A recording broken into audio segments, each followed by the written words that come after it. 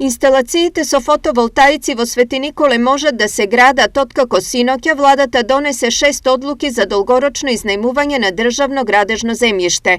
Овие системи се најавуваат веќе подолго време и се предвидува дека тие ќе бидат вовет во овој бизнис за кој во атарот на Свети Николе има најдобри услови. Се работи за фотоволтаични централи кај село Мзибегово со капацитет од 25 мегавати. Со тоа Свети Николе ќе стане општина каде што највеќе ќе се произведува така наречена зелена енергија од фотоволтаиците.